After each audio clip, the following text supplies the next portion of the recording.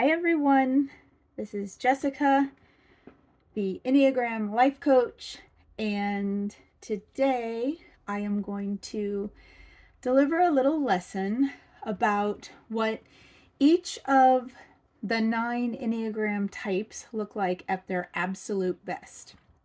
So, I've mentioned before, Enneagram is a very effective psychological tool. So, meaning you can use it just tangibly to develop your personality, and that's great. If that's ever all you ever do, that's fantastic. I believe you can make really great progress in your life and in lessening your anxiety and your grief and your anger and sort of realizing the patterns that have been tripping you up your whole life. Okay, so that's great. That's one level. I've also mentioned, and this is sort of where today's discussion is going, that the deeper, more profound use of the Enneagram tool or typology is for spiritual growth. And spiritual growth is, well, for some people, first of all, that's a weird word. And I mean, look, it makes sense because when we start talking about spiritual things, no matter what religion, no matter what faith, no matter what we're talking about God, or we're talking about ultimate reality. But the thing is, we don't actually like, nobody knows, right? Like, it's a mystery is what I'm saying.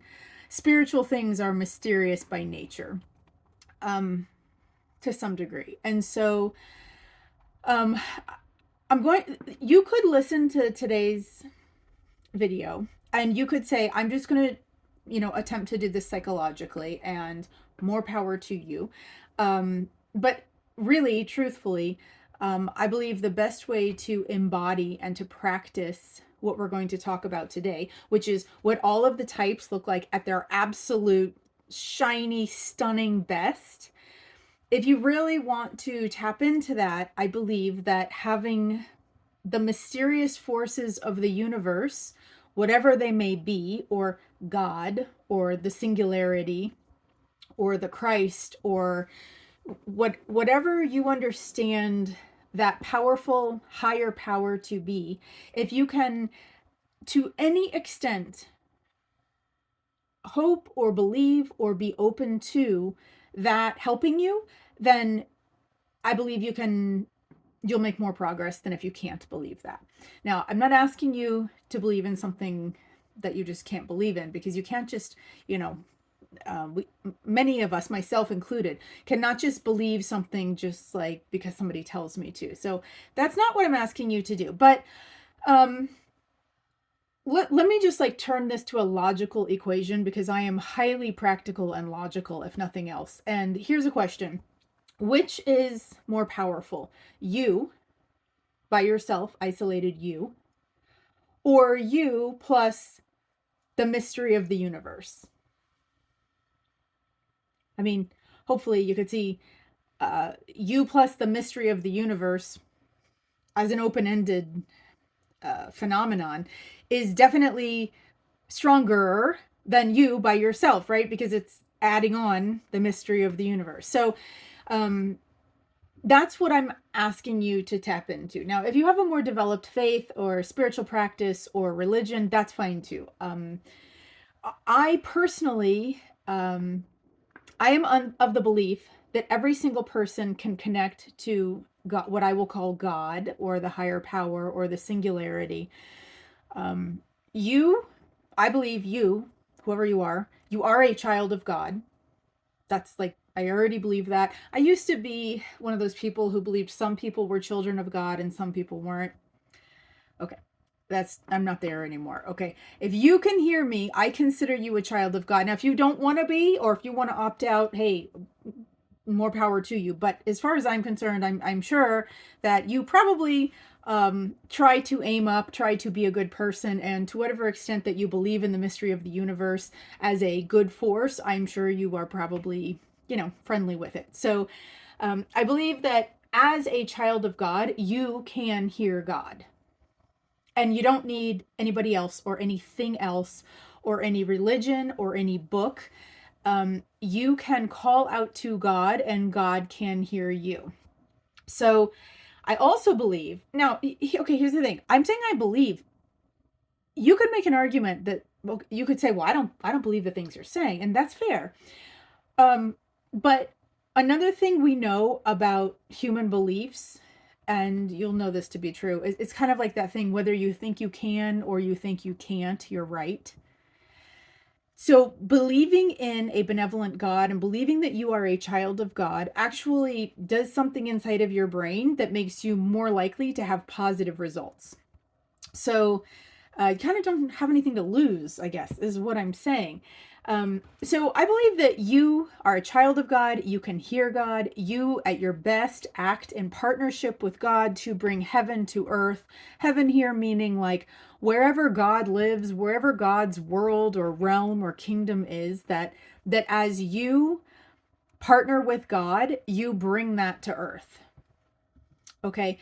You are a loving agent of the divine when you want to be, and God's laws are written on your heart.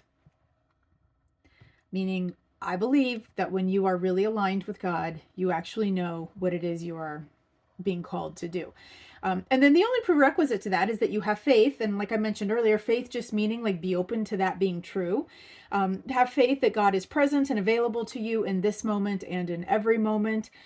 That you are connected, have faith or, some kind of trust that some good power is hearing you or connected to you, and that you are in good standing with that power as you are open to carrying out what it directs you to do, or what God directs you to do.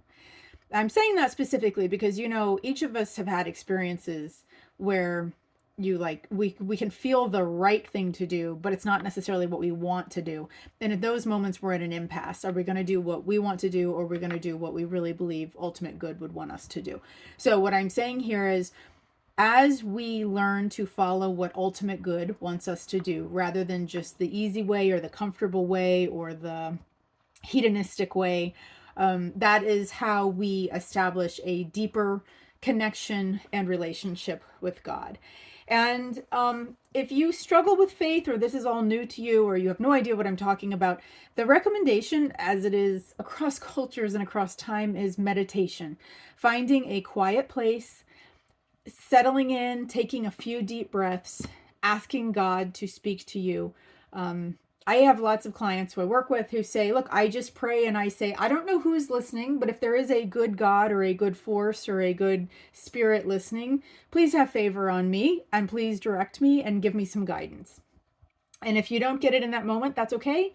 If you do get in that moment, great. But as you practice this and make this something that you do either daily or throughout your day, you will have the experience of being closer to God. Okay. So now let's get into the types. Let's talk about all 9 types and what it is for them to be at their very best, or what I would say is when they are the most connected to the divine, what does that look like? And I also want to say that even for those of us that have been working with the Enneagram for a really long time and who would say that we have a relationship with God and a partnership, this is not you.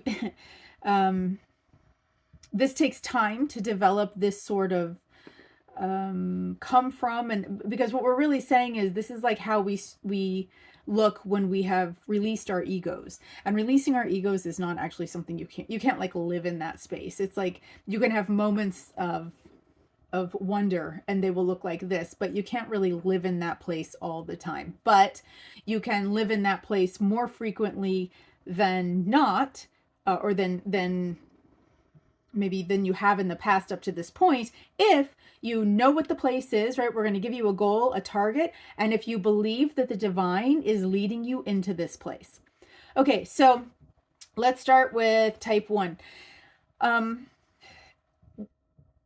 When a 1 has reached her divine connection, she is no longer chasing perfection. She accepts that people are different and that life isn't always what she wants it to be.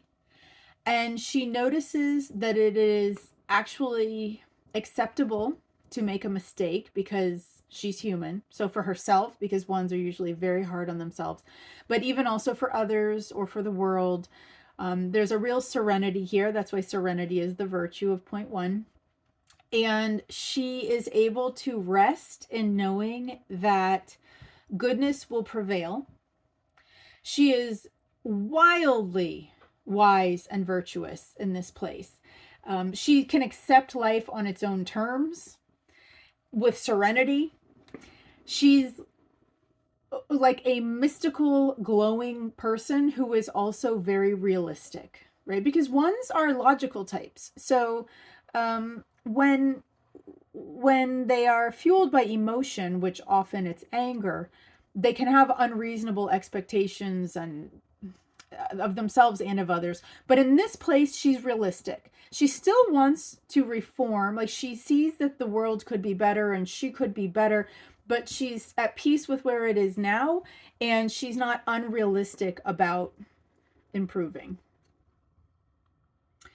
She can discern the best thing to do in any given moment. She is a humanitarian. She's a teacher. Everybody looks up to her. She's a great role model. She's very hopeful. There's not a lot of biting criticism or negativity here.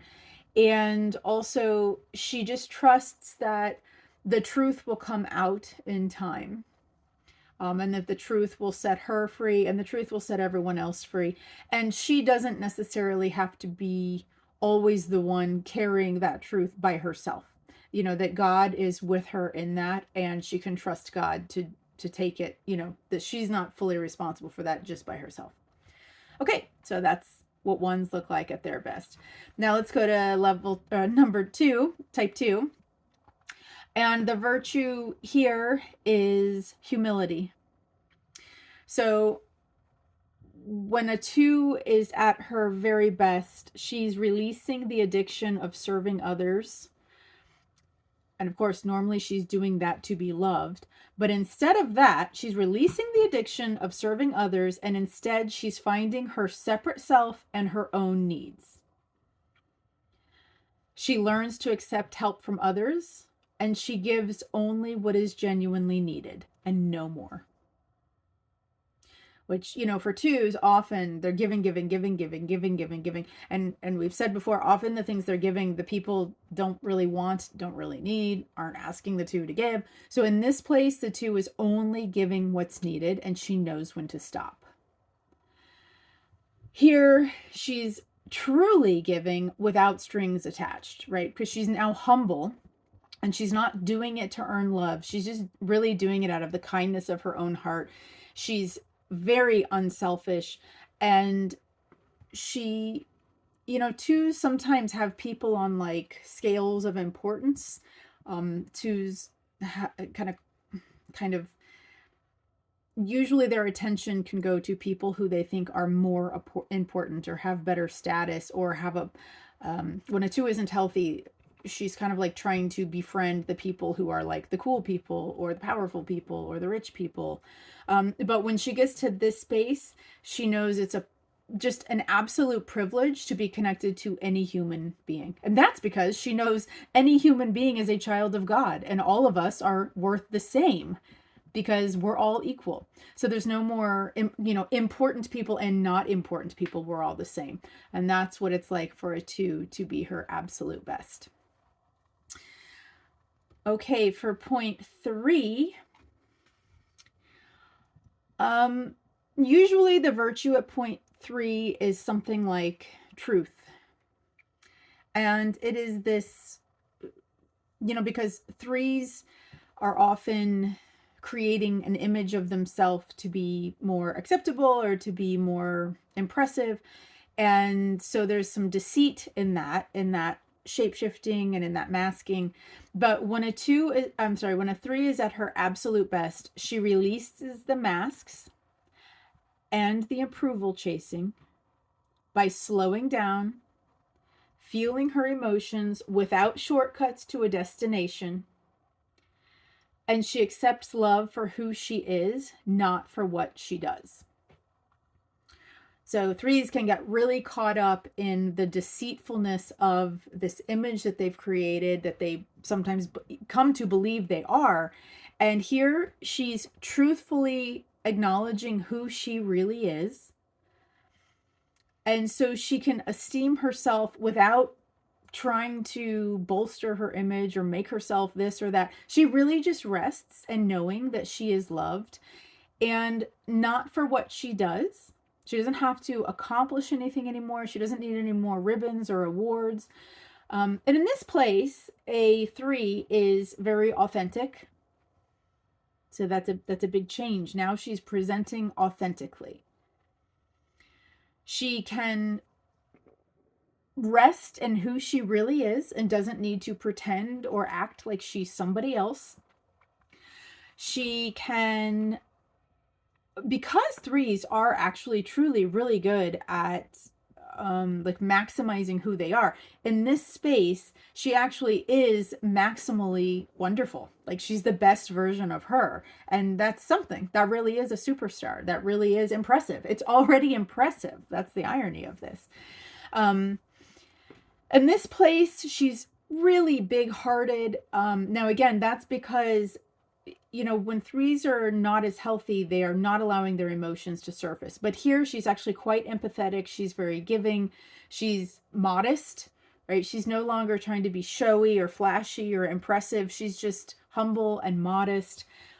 She might even threes can be very funny, and they can be self-deprecating, and that's kind of funny. But just very calm and slowed down, no more busy, fast pace, and very, very giving. That's what a 3 looks like as her divine self.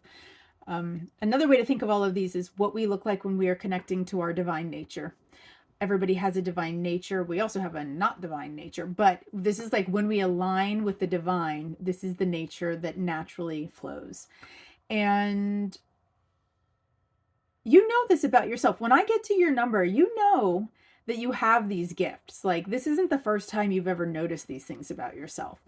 And I think that, that should help kind of reiterate that this is honestly something that you could and have, if you're honest, at points in your life lived into. And this can be a more common thing for you to live into when you know that this is who you are at your best. So, okay, point 4. When 4s are in their divine nature, they release the search for an ideal vision, and they notice that completeness will show up when they can find gratitude for who they are and what is already present from the beginning. So, what's happening a lot at 4 is they're on a quest. They're constantly on a quest. And part of that is, it's fueled by this, because they are higher in trait neuroticism, they have the sense that they are missing something that others have.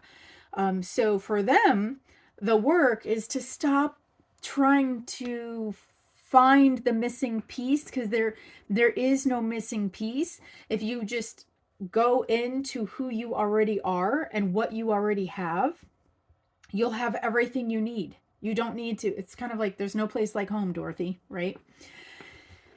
So when a 4 is here, he is extremely creative.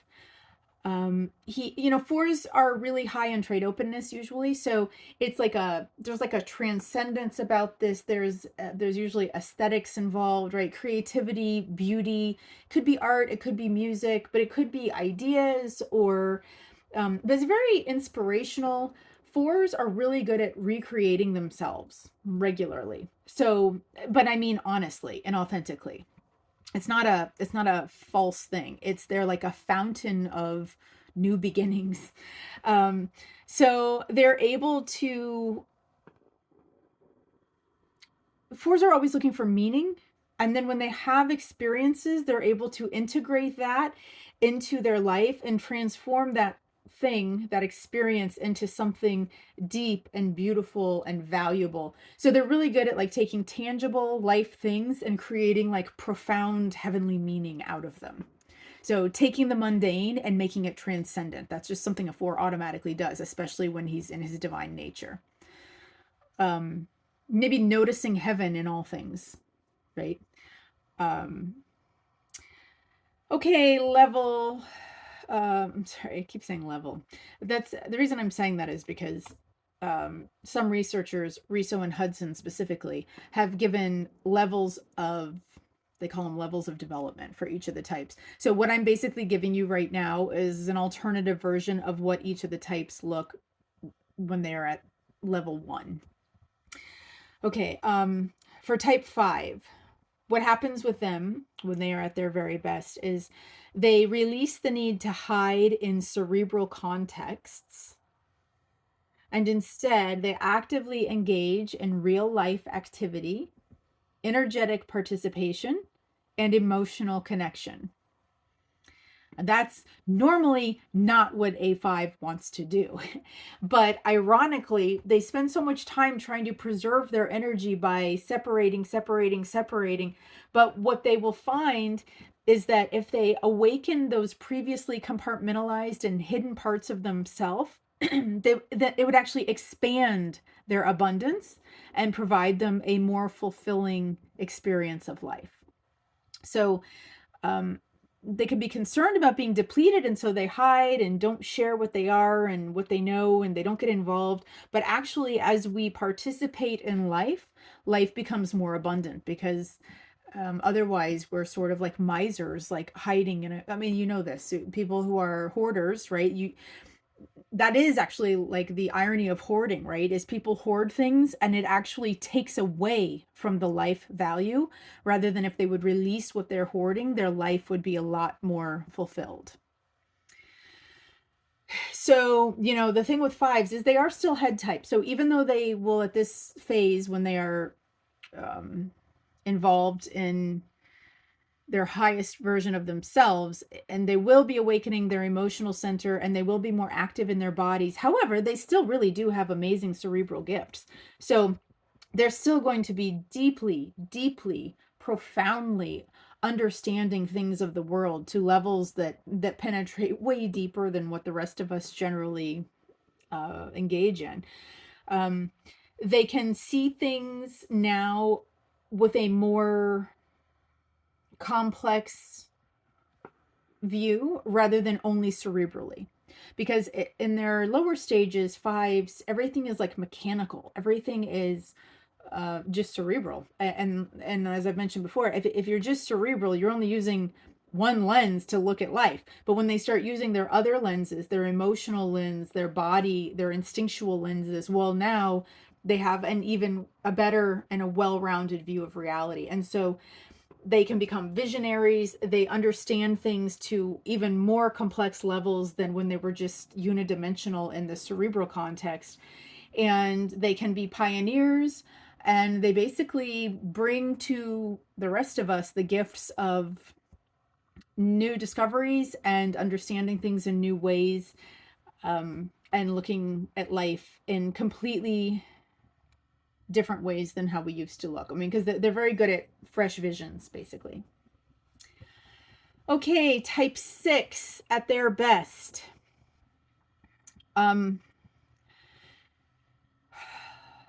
Okay, so ironically, for sixes, the whole struggle for sixes is a trust thing. And in some way, what you could say is sixes have lost trust in God.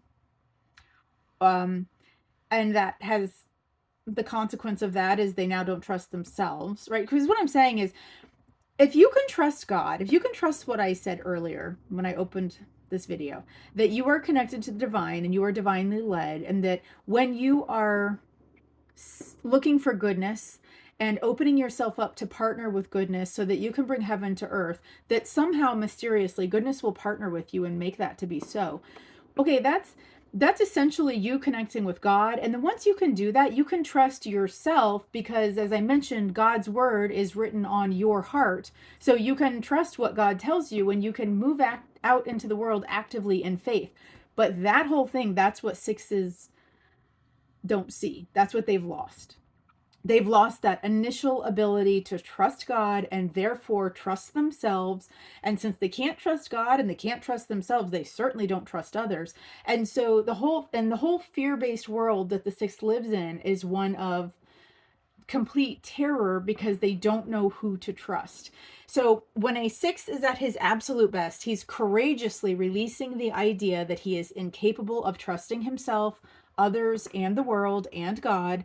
And now he moves forward in self-assuredness and faith. And I know that's a lot easier said than done for all of us because, you don't have to be a 6 to struggle with the issues that 6s struggle with. As I've mentioned before, we move. You should understand several of these numbers, not just the one that's your type. So for anybody who connects to 6 space, we know what it is to be hesitant. We know what it is to be stuck, to be unable to move forward, to be terrified that somehow we're making the wrong move, or the consequences of this are going to be terrible, or we're going to be punished, or we're going to look stupid, but when the 6 can find his faith, like I said, and this is again why I say that it's better to have a higher power than not, because if you don't have a higher power, then you're all you've got. And so any of us who know ourselves well know, like for me, I'll just speak for myself.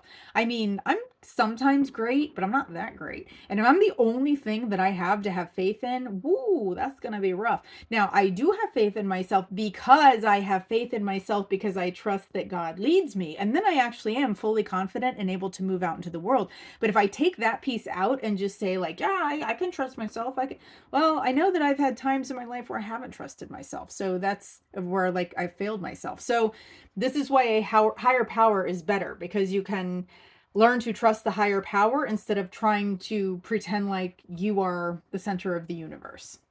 But in this place where 6s are courageously releasing all of that fear and trusting themselves and God and the world and others, they become really independent. Finally, they no longer need to ask, outsource questions to others or look for direction from others. Or now they're very confident and independent, but also they're really well connected in their communities, because 6s are actually very community minded. And they love, well, when they're at lower levels, there's a lot of power struggles also with 6s, whether they're the dominant one or whether they're kind of like the not dominant one. But when they're in this place, when they're healthy, they see, again, we're all the same. They're able to see everybody as equals. They can now be optimistic, which is a huge shift, because usually the mind of a 6 is hijacked by negative thoughts, things that can go wrong. But in this place, they're actually really great leaders. And they do sincerely care about people. They're really good with being connected to their emotions in a healthy way. And they just fully trust themselves. When they trust themselves, man, they're so likable, and they're actually funny, right? They're funny and they're friendly and they're great leaders. And that's what a 6 looks like at his best. 7. Okay, so for type 7 at their best, part of what's going on in the 7 world is 7s want life to only be upbeat and happy and enjoyable and new and fantastic, and they don't want life to be boring or sad or painful or hard. But when a 7 is connected to God, then she can release the need to block parts of reality. She doesn't have to only accept half of the feelings wheel, half of the emotion wheel. She can now say, okay, yeah, life has ups and life has downs, such is life. And in this place, she can accept that everything she needs is already present. That's juxtaposed with 7s in their lower states are always trying to acquire and chase and get more and find the thing and discover the thing and have the experience. But in this place, she actually knows everything she needs is already present. So she doesn't have to go chasing. It's so great, 7s. It's so great. There's no need to have anything else. The grass is not greener on the other side. The virtue here, of course, is sober work. So here she can just slow down, work hard, and deeply enjoy what is already here and who her company already is. The people that are around her that she loves. In that place, 7s are super grateful. They're no longer in a hurry running from one thing to another. In fact, any experience they have is profoundly experienced. And they can just linger in that one space rather than need to run to the next thing or fill the schedule or go do all the things. And they are amazed by how amazing the world actually is when you slow down and look at it. So now, instead of this manufactured, hyperactive, like wild and crazy ping pong attention span, like now sevens are just calm and joyfully accepting all of the wonderful parts of life. And funny enough, sevens also tend to get quite spiritual when they're in this place, which the reason that's so interesting is, sevens are head types, and they are known for being quite practical. And a lot of sevens in the lower levels of development are not able, it's like their practicality, well, it's a false practicality, but their practicality almost makes it impossible. They put limits in place that make it impossible for them to believe in anything transcendent. But once they slow down and actually start developing, then the concept of God seems really obvious and really like, yeah, actually, like I said earlier, what's better, me by myself or me plus the singularity, the one, the rock of ages, the bright and morning star, the one who was and is to come? Not that hard of a question after all. Type 8. When type 8s connect to their divine nature and are rooted in God, they can release all of their power motives and all of their predetermined prejudices, all of the things they know ahead of time without learning.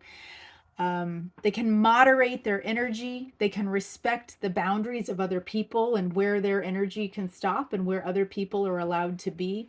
They can accept that others know their own truths, and they can trust goodness. And again, we're back into a body type with 0.8. The virtue at 0.8 is usually called innocence.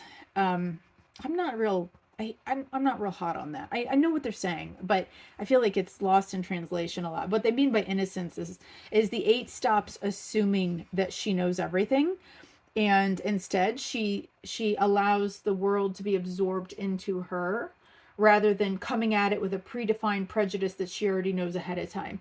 So in this space, the 8 is trusting goodness. Yeah, maybe there is something out there stronger. Maybe I don't have to carry the weight of the world on my shoulders. And you see a lot of that in 0.1 also, who's also a body type.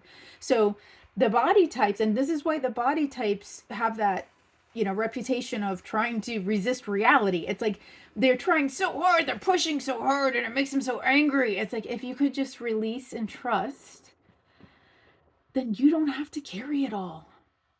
Trust that something out there is smarter than you, and that it was here before you were here, and it'll be here after you're here, and it will guide you and protect you and keep you safe. So in this space, 8s are now self-restrained. And that's because, when 8s are at lower levels, they are not very good at moderating their energy. They're always full force. They're always full impact. And full impact is useful sometimes in life, but it's definitely not useful all the time. So here they can actually be gentle, and they can be forgiving, and they can be patient. And they're not impulsive. No need to be impulsive anymore. They surrender to a higher power. And,